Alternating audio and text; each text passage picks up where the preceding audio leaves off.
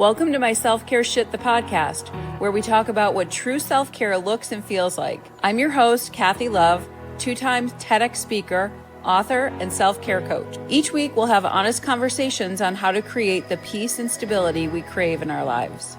Tonight is the first night that I am recording my Self-Care Shit, the podcast. I've been talking about doing this for a few months now, and I've been saying that I was going to get started doing the recording after I got the equipment and I got the software and I got a plan together. But I also kept finding excuses and reasons not to actually hit record. So here we are. I'm glad that you are here with me. This is going to be an evolution of a podcast. I know why I'm here. I know that I want to talk to you about self-care and how that can help us create a life full of peace and joy and love, doing the things that we love to do, and in very simple ways, in ways that don't cost a lot of money, that are accessible to everyone at all times, and actually make a very big difference. Once I started to practice self-care, that's really when things changed for me. And to start with, I had no idea what self-care was. I didn't know what it meant. I just had a lot of people telling me when I was going through a really hard time that all I needed to do was practice self-care, to take care of myself. And I had no idea what they were talking about. So I started Googling it. What is self-care? How do you self-care? And in my mind, it was really all about going for a massage, which at the time I could not afford to do more than once or maybe twice a year if I was feeling lucky about that. And I enjoyed the massage. I loved it. And I would love to have gone more often, but I couldn't do it. And so it would just be for that 1 hour and then it was over.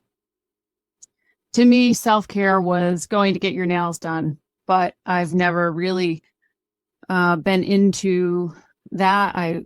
I just recently started getting manicures on a regular basis, and but it's just not something that I really did. So other than those two things, I didn't know what self-care was. And if anybody suggested that I just be home or be alone or spend some quiet time by myself, that was the absolute worst suggestion I thought I could have ever heard.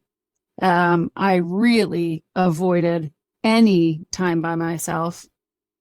I would use other people, events, my phone, my kids. I would use anything as a distraction from actually just being by myself. And now I know why I was avoiding that discomfort. I didn't know myself well enough to know what I would do with that time. I was very disconnected to myself. And so I was reaching out to other people, other situations, other things to keep my mind busy, keep me busy, and just stay in the state of denial as to what was really going on for me. So I started to Google self-care, and I came up with a couple things that sounded okay to me. Taking a walk, journaling. I've always journaled, so that was an easy one. And I started to make a list. I started to make a list of things that made me happy, things that made me feel peaceful for a minute.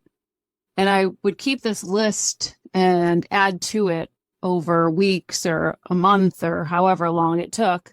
But I would just keep noticing any time that I had that feeling that I wanted to go back to.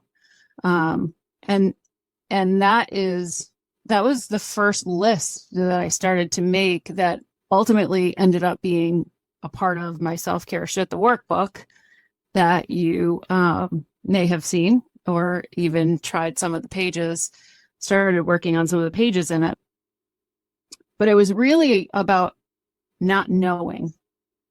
And that's the theme of self-care for me, is getting to know ourselves again as to what we want each day, what we want to feel, what we want our life to look like, what we want our relationships to look like.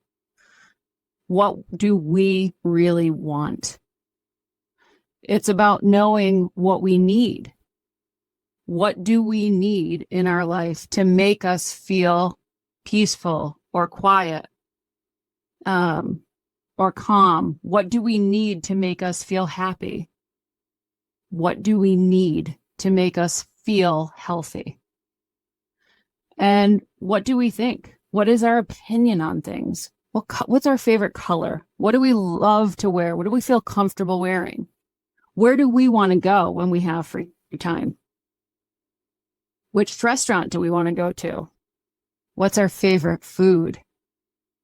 We tend to know all of these things about everyone else around us. And when our friends ask us to go out to dinner, we can't wait to go. But when they ask us where we want to go, our answer is always, I don't care. Wherever you want to go. What do you want to do? And we come off as the easygoing friend, the friend that just goes with the flow. But a lot of times we're doing that because we don't know the answer. We don't know what our favorite food is.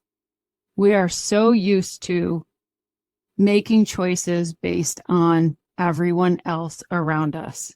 Our kids, our coworkers, our spouses, our parents, whoever it is, anyone but ourselves.